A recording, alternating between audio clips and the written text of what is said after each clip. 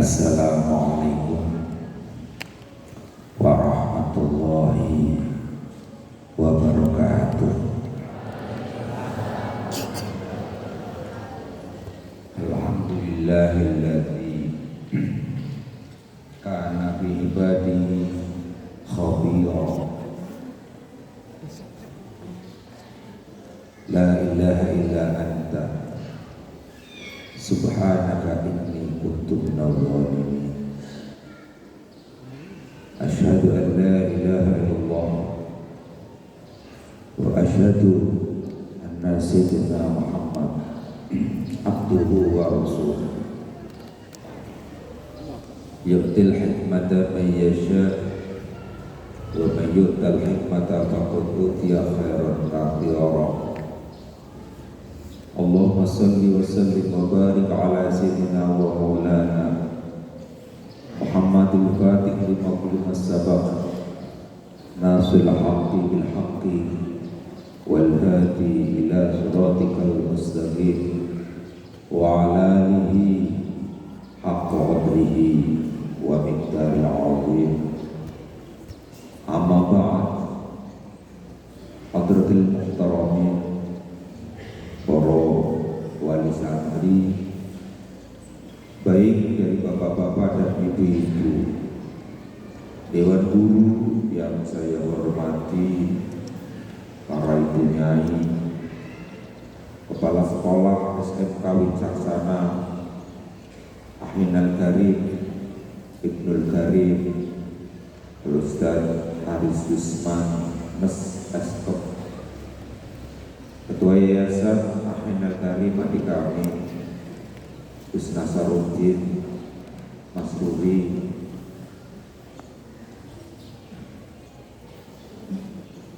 pada pengawas manajer SMK, kantor cabang Dinas Pendidikan Wilayah 11, Bapak Haji Sarwidi SPD EPD yang saya hormati.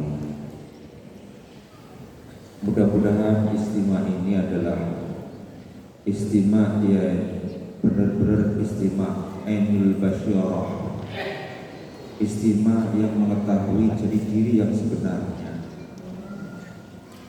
sehingga qasdul maqasid, tujuan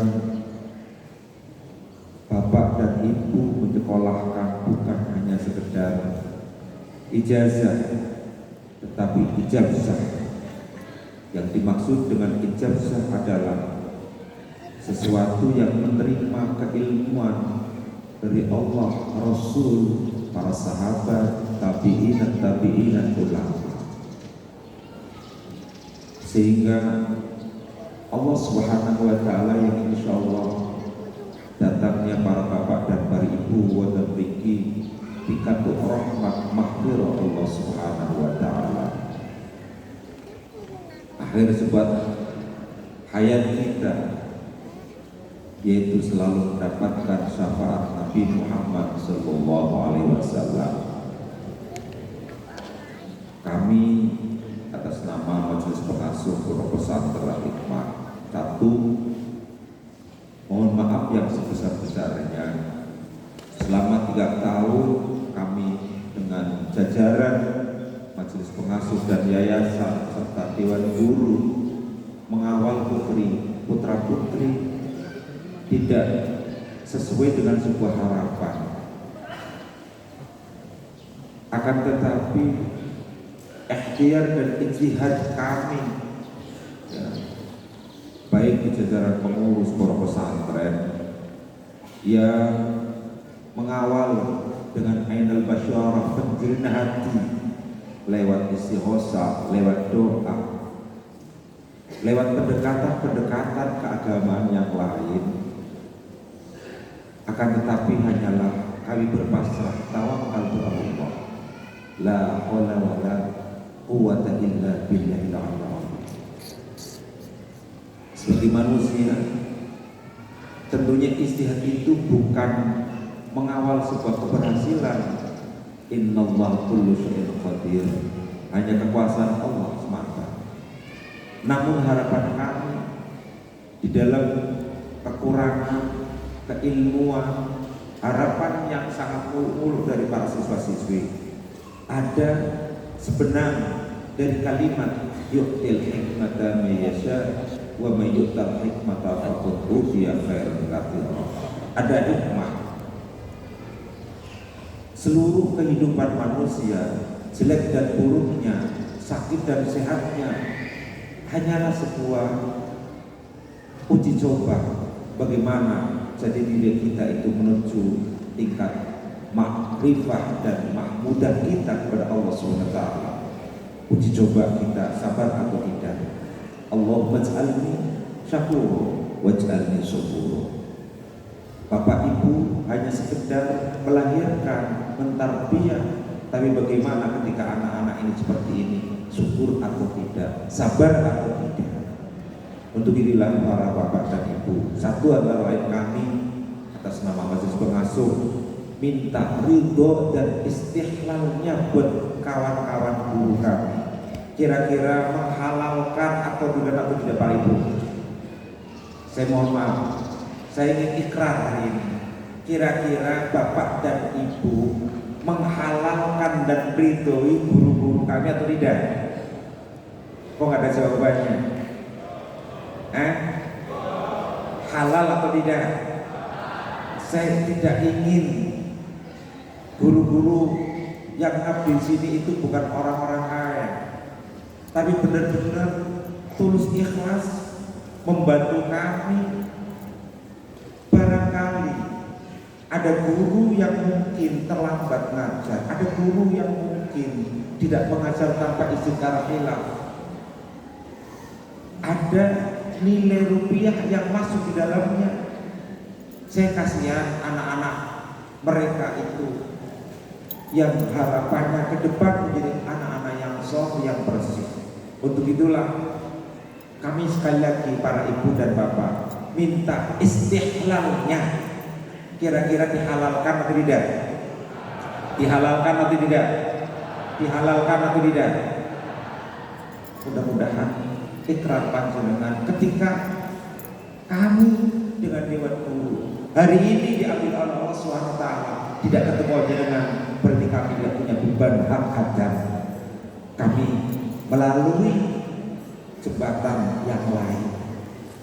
Yang kedua Pak Dewan Guru, tadi Pak Haris lupa, di SMK ini ada salah satu siswa yang sudah hafal 7 juz. Anak Brebes, mana? Kecamatan mana ya? Songgong Putri. Ini Mbak ini beliau ini diaktifkan dan dipulang, subhanallah, dengan istri adik kami Gus Nasr, yaitu Ning Bariza. Mohon berdiri Ning Bariza. Inilah guru pembimbing Al-Quran. Kami meminta nanti yang hafidhah 7 juz lanjutkan, selesaikan di sini, kami bebaskan, sehingga pulang dari sini benar-benar orang yang hamlatul Quran dan hifdzul Quran. Pemahaman kami di dalam memaknai al-hamil Quran dan hifdzul Quran itu ada perbedaannya. Bukan hanya sekedar qiraatul Quran, sebab di tahun-tahun ini para bapak, orang banyak hafal Al-Quran, tetapi ada sebuah sinyal Rasulullah Shallallahu Alaihi Wasallam, wa yad'u al-akhra min hadzal aqwam. Allah akan menjerumuskan orang yang hafal Al-Quran bila mana Al-Quran itu hanya sebagai provokasi jiwa raga kita. Tetapi insya Allah anak-anak yang tadi yang hafal Quran di sini, yang Allah Subhanahu wa Ta'ala Allah akan mengangkat derajat kaum ini yang benar-benar yang hafalatul Quran, akhlaknya Al-Quran, lisannya Al-Quran, jiwa raganya Al-Quran. Inilah bahwa anak SMK memang ada yang setelah Al-Quran, ada yang 3 juz, ada yang 4 juz. Bahkan nyuwun sewu para bapak wali santri, kawan-kawan kami di beberapa perguruan tinggi, kalau nanti itu hafal 30 juz, ya nggak tahu ini SMK bisa ke ijazahnya itu bisa masuk ke kedokteran gratis. Bahkan di kepolisian dan di TNI yang hafal Quran insya Allah lolos tanpa pembiayaan apapun. Ini yang 30 juz. Para bapak dan para ibu, SMK Wicaksana itu kenapa kok bukan Al-Hikmah? Semula orang tua kami di tahun 2009 dan 2010, anak-anak SMK itu orang yang wicaksana, yang halimun, yang hakimun, adalah orang yang bijak di dalam segala pemahaman keilmuannya, bijak di dalam kearifan hatinya, bijak dalam pandangannya. Inilah mudah-mudahan 2011 diawali 2010 beliau mangkat di Dzulhijjah itu merupakan sebuah doa terakhir, sehingga doa itu mengantarkan anak-anak ini walaupun tidak masuk di perguruan tinggi, tetapi benar-benar orang yang iqamatuddin, orang yang menjalankan tupoksi agama dengan benar. Sebab di zaman sekarang, nyuwun sewu para bapak dan para ibu, karena kami ini orang lapangan, sekarang ini banyak orang-orang yang mengaku berjumpa, berilmu, tetapi pada hakikatnya ad-din, agama, hanya sekedar kulit. Agama sebagai lisan yang digembar-gemborkan. Untuk itulah para bapak dan para ibu, bila mana anak-anak ini nanti masuk di program ini, tolong jangan sampai satu, tidak memusuhi kedua orang tua, yang kedua tidak memusuhi negara. Kalau sudah memusuhi orang tua dan negara, saya yakinnya akan menjadi memusuhi agama diri sendiri. Ini banyak sekali di tengah-tengah masyarakat kita terjerumus dengan sebuah lingkaran-lingkaran yang mengatasnamakan agama, padahal agama itu imaduddin. Agama itu merupakan sesuatu yang dia lalui dari berbagai sumber untuk kepentingan duniawi dan kepentingan ukhrawi sesuai dengan real Al-Quran, hadis, ijma' dan kiasnya ulama yang dikemas dalam akhlak-akhlak karimah. Mudah-mudahan anak-anak ini selamat dunianya, juga selamat akhiratnya. Terakhir, kami meminta maaf pada para bapak ibu, ya, bila mana ya kami mengajar tidak tidak cocok, tidak sejalan dengan pemikiran pendidikan yang sekarang. Tetapi kami ini punya prinsip para bapak, prinsip dari sebuah nasihat guru-guru kami yang bijak, guru-guru kami yang selalu mendoakan kalian. Mengapa? Di pesantren bukan hanya taklim, mentransfer ilmu dari otak ke otak, tetapi juga mentransfer dari hati ke hati. Maka di dalam hikam Menyucikan hati itu bukan hanya sekedar dengan tutur kata saja, tetapi disucikan, dibersihkan dengan as-sabun, dengan gosokan sabun. Gosokan sabun itu saya yakinnya tidak akan mencacatkan fisiknya, tetapi gosokan sabun akan menuai sebuah hati yang benar-benar berkarat. Mungkin sakit, tetapi sakit itulah filosofi kopi, pahit-pahit, tetapi pahitnya sebuah dalam keindahan hati. Maka di sini kata Gus Nasr, ben ngopi, ben ngolah pikir dengan keindahan hati. Pahitnya akan menjadi manisnya.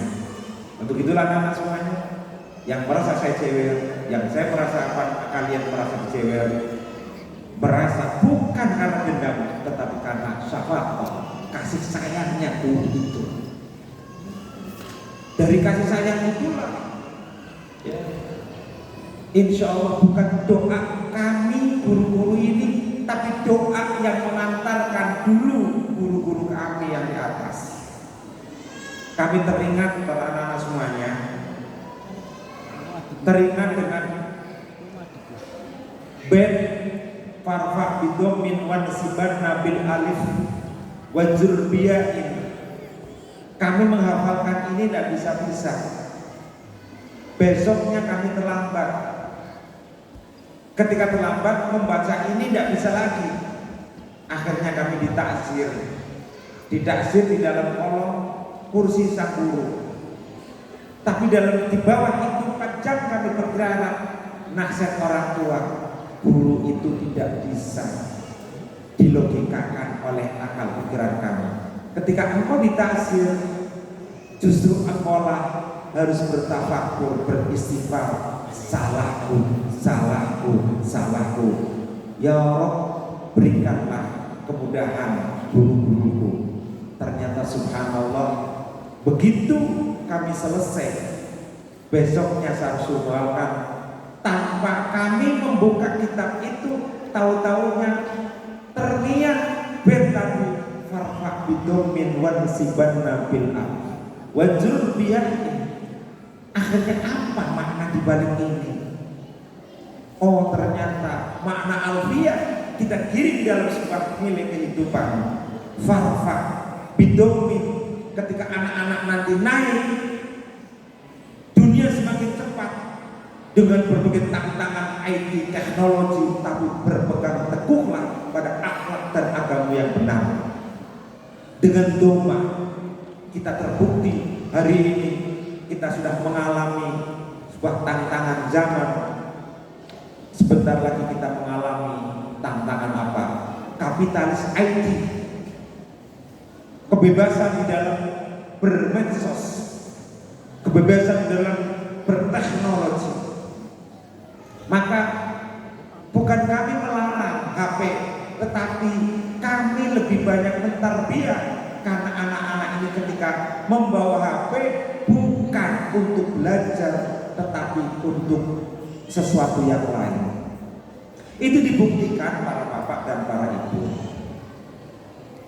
Yang masuk di sini itu di tahun pandemi 2020-2022 ini hanya 80% yang berasa santri. Yang tidak santri 80%, yang santri hanya 30%. Itulah kenyataan. Mungkin bapak dan ibu sadar ketika bapak ibu nasihat anaknya mencicil, itu bukan karena anaknya, tapi karena virus yang menghantui, dengan tandanya adalah AIDS. Ini sebenarnya virus, tetapi la doror wala diror yang harus kita kembangkan dan kita pegang manfaatnya. Maka di dalam pesantren kami menyita HP-HP itu bukan karena kebencian, tapi karena ingin tarbiyah tadi, sehingga anak-anak tidak terkontaminasi dengan dunia medsos yang carut marut. Panjenengan kalau melihat di YouTube hari ini, hampir dalam satu halaman tadi adanya ujaran kebencian. Ujaran kebencian inilah yang kita bendung buat anak-anak semuanya. Untuk itulah anak semuanya, kalian tidak dibenci oleh guru kalian ketika HP kamu disita, tapi karena kasih sayang kalian supaya tidak kenapa virus. Kami mohon maaf ya, mudah-mudahan ke depan virus ini benar-benar virus yang tertutup, habis. Yang terakhir para bapak dan para ibu, kami titip anak-anak. Kalau dulu panjenengan menitipkan kami sebagai anak kami, inilah anak-anak kami yang saya titipkan para bapak dan ibu. Kira-kira sanggup atau tidak bapak ibu? Sanggup mendidik atau tidak? Sanggup mendidik atau tidak? Saya titip anak-anak kami. Anak-anak kami sampai benar-benar menjadi anak-anak yang soleh. Wa yaqulahuma, kalau saya memaknani doa anak itu bukan untuk ibu dan anak, tapi doanya untuk ibu, anak, dan guru, sehingga kami masuk surga bukan karena amalku, tapi karena anak-anak soleh tadi. Panjenengan masuk surga bukan karena amal panjenengan, tapi dari anak-anak soleh yang selalu menangis di tahajudnya itu. Mei, Juni Pak Haris ya, sampai Juni jangan terkena kasus. Terus terang aja para bapak dan para ibu, mari kita pahamkan hukum, melek hukum. Kami pernah dituntut oleh wali santri Nuwun Sewu di SMK, ngenes dalam setahun kami, sementara kami sedang al-mashghul la yusghal. Kami sedang sibuk mendidik putra putri, tapi disibukkan dengan hukum gara-gara anak-anak SMK. Kenapa? Anak ini yang sebenarnya tidak pernah masuk sekolah, bahkan tidak pernah ikut ujian, berkasus. Setelah berkasus kami klarifikasi dan tabayun, ternyata orang tuanya tidak terima karena apa? Ada kasus pengeroyokan. Sebenarnya bukan pengeroyokan itu, tetapi hanya mengklarifikasi kebenaran. Ini anak sudah tidak ikut ujian, tetapi anak orang tuanya menuntut supaya diluluskan dapat ijazah. Kalau tidak dikeluarkan ijazah akan kami tuntut 1 miliar. Ini ya Allah ya Rabbi, guru-guru kami ini apa yang didapatkan? 24 jam berpikir, mendidik, tapi dituntut 1 miliar.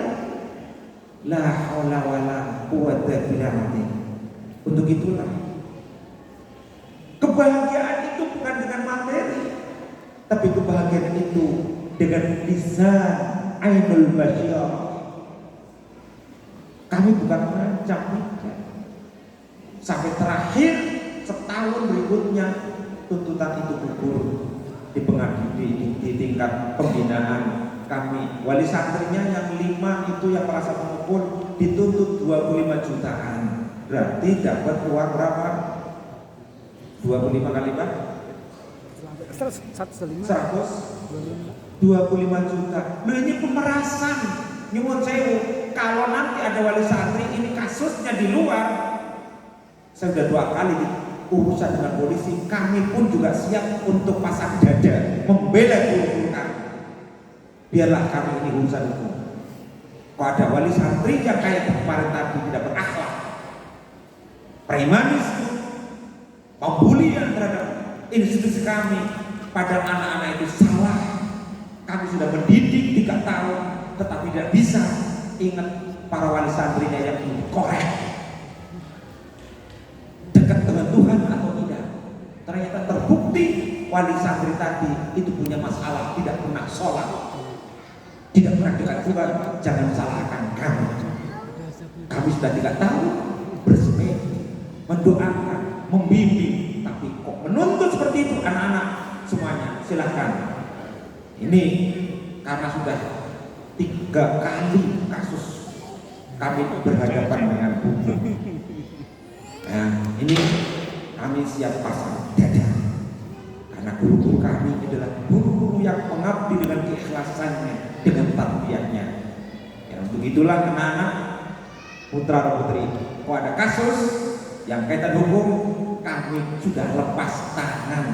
Para wali santri, kami lepas tangan hukum itu silakan panjangan urusi sendiri, bukan urusan kami. Kita bilang bufur. Kami sudah cukup, mohon maaf sekali.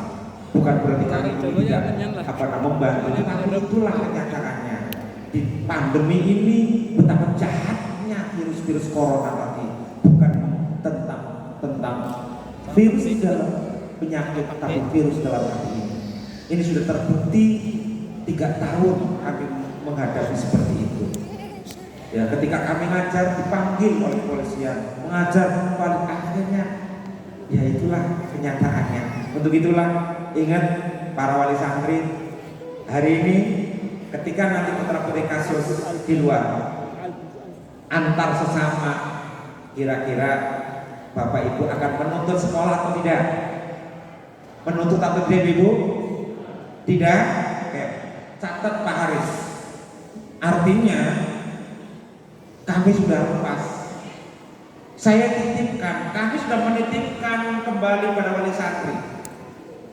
Berarti kami titipkan sepenuhnya pendidikan. Kami tetap memantau anak-anak ini. Kami tetap ingin, bukan di dunianya, kami ingin mengakui anak-anak ini dengan para bapak sampai ila yaumil qiyamah. Doa kami hanya itu, kita bisa berkumpul dengan semua al-mu'minin, muslimin, sholihin, syuhada, al-anbiya. Kita dipertemukan lagi dengan orang-orang tua kita, guru-guru kita yang benar-benar syahidun fid dunya ataupun syahidun fil akhirat. Saya kira itu saja yang saya minta maaf, mohon maaf. Mudah-mudahan di bulan Ramadan ini, bulan yang benar-benar barokah, anak-anak ini mudah-mudahan mendapatkan ilmu yang barokah, umur yang barokah, jodoh yang barokah, rumah tangga yang barokah, harta benda yang barokah, manfaat hidup wa dunya wal akhirah. Itu saja yang saya sampaikan. Wafaqanallahu wa iyyakum lima yuhibbu wa yarda, wallahu wal taufiq. Assalamualaikum warahmatullahi wabarakatuh.